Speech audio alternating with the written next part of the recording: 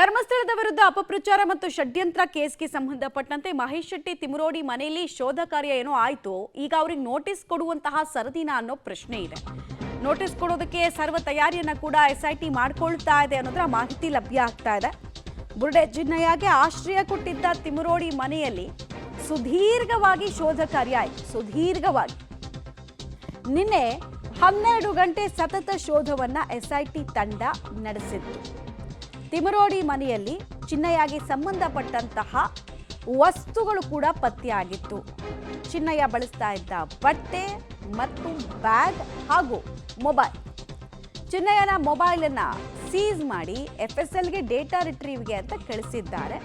ತಿಮರೋಡಿ ಮನೆಯ ಸಿಸಿಟಿವಿಯನ್ನ ಕೂಡ ವಶಕ್ಕೆ ಪಡೆಯಲಾಗಿದೆ. ಸಿಸಿಟಿವಿಯಲ್ಲಿ ಯಾವ್ಯಾವ ವ್ಯಕ್ತಿಗಳು ಯಾವ ಸಂದರ್ಭದಲ್ಲಿ ಮನೆಯಲ್ಲಿದ್ರು, ಯಾರು ಬರ್ತಾ ಇದ್ರು, ಯಾರು ಭೇಟಿ ಕೊಡ್ತಾ ಇದ್ರು, ವಕೀಲರ ಆಗಮನ ಆಗ್ತಾ ಇತ್ತಾ, ಹೋರಾಟಗಾರರು ಬರ್ತಾ ಇದ್ರ, ಆಮೇಲೆ ಈ ಚಿನ್ನಯ್ಯ ಎಷ್ಟು ಸಮಯದಿಂದ ಉಳ್ಕೊಂಡಿದ್ದ ಎಲ್ಲ ಮಾಹಿತಿ ಕೂಡ ಹಾರ್ಡ್ ಡ್ರೈವ್ ಡಿಸ್ಕಲ್ಲಿ ಇರುತ್ತೆ. ಡಿಲೀಟ್ ಮಾಡಿದ್ರು ಕೂಡ ಅದನ್ನು ರಿಟ್ರೀವ್ ಮಾಡುವಂತಹ ಅವಕಾಶ ಇರುತ್ತೆ FSL ತಜ್ಞರ ಹತ್ರ.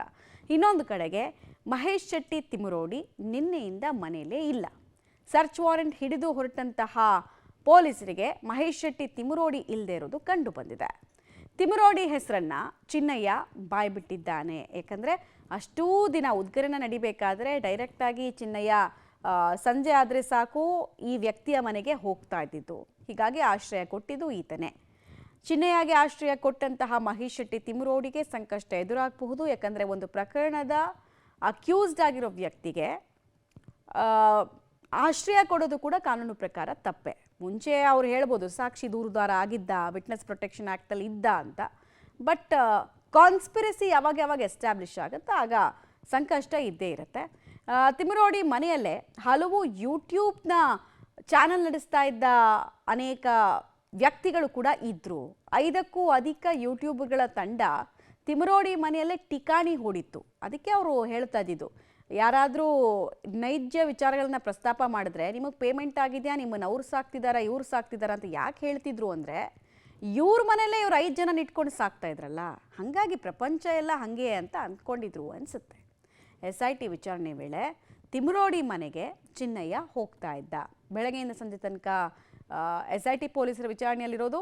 ಆಮೇಲೆ ಸಂಜೆ ಆಗ್ತಾ ಇದ್ದ ಹಾಗೆ ಸರ್ವ ಸ್ವತಂತ್ರನಾಗಿ ಈ ಮನೆಗೆ ಹೋಗ್ತಾ ಇದ್ದ ಅನ್ನೋ ವಿಚಾರವನ್ನು ಅವನೇ ಹೇಳ್ಕೊಂಡಿದ್ದಾನೆ. ತಿಮರೋಡಿ ತನ್ನ ಮೊಬೈಲನ್ನು ಕಸಿದುಕೊಂಡಿದ್ದಾಗಿ ಚಿನ್ನಯ್ಯ ಹೇಳಿಕೆಯನ್ನು ಕೊಟ್ಟಿದ್ದ. ಡೀಟೇಲ್ಸ್ ಕೊಡ್ತಾರೆ ಸುಕೇಶ್. ನಿನ್ನೆಯ ಕಾರ್ಯಾಚರಣೆಯಲ್ಲಿ ಟೋಟಲ್ ಆಗಿ ಏನೆಲ್ಲ ಮಹತ್ವದ ಅಂಶಗಳು ಗೊತ್ತಾಯಿತು? ಆಮೇಲೆ ಇವತ್ತು ಹಬ್ಬ ಇರೋದ್ರಿಂದ ಬ್ರೇಕ್ ತಗೊಳ್ತಾರಾ ಅಥವಾ ತನಿಖೆಯನ್ನು ಮುಂದುವರಿಸ್ತಾರಾ?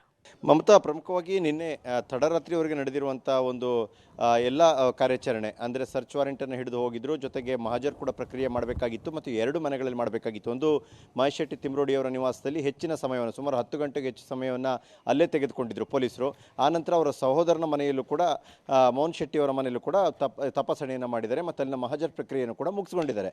ಅಂದರೆ ಪ್ರತಿದಿನ ಕೂಡ ವಿಚಾರಣೆಯನ್ನು ಮುಗಿಸಿ ಚೆನ್ನ ಅಲ್ಲಿಗೆ ಹೋಗ್ತಾ ಇದ್ದ ಅನ್ನೋ ಕಾರಣಕ್ಕಾಗಿ ಚೆನ್ನೈನ ಎಲ್ಲೆಲ್ಲಿ ಇದ್ದೆ ಮತ್ತು ಯಾವ ಕೊಠಡಿಯಲ್ಲಿ ಮಲಗ್ತಾ ಇದ್ದೆ ಅನ್ನೋದು ಕೂಡ, ತನ್ನ ವಸ್ತುಗಳು ಏನೇನಿದೆ ಅನ್ನೋದು ಸೇರಿದಂತೆ ಮತ್ತು ಬೇರೆ ಯಾರೆಲ್ಲ ಜೊತೆಗೆ ಎಲ್ಲೆಲ್ಲಿ ಸಭೆ ಮಾಡಿದ್ದೆ, ಅಂದರೆ ಮುಂದಿನ ಕಾರ್ಯಾಚರಣೆ ಹೇಗಿರಬೇಕು ಅನ್ನುವಂಥ ಕುರಿತು ಮಾಡಿದಂಥ ಪೂರ್ವಸಿದ್ಧತಾ ಸಭೆ ಹೇಗಿತ್ತು ಅನ್ನೋದ್ರ ಬಗ್ಗೆ ಕೂಡ ಆತ ಮಾಹಿತಿಯನ್ನು ಕೊಟ್ಟಿದ್ದ.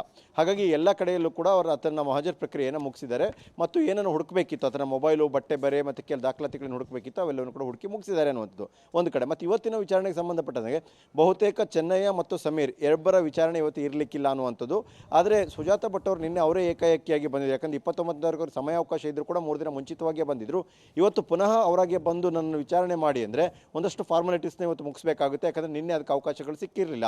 ಇಡೀ SIT ತಂಡ ಇಲ್ಲಿ ಬ್ಯುಸಿ ಇದ್ದಿದ್ದರಿಂದ ಅವ್ರಿಗೆ ಹೆಚ್ಚಿನ ಗಮನ ಕೊಡೋಕ್ಕಾಗಿರಲಿಲ್ಲ.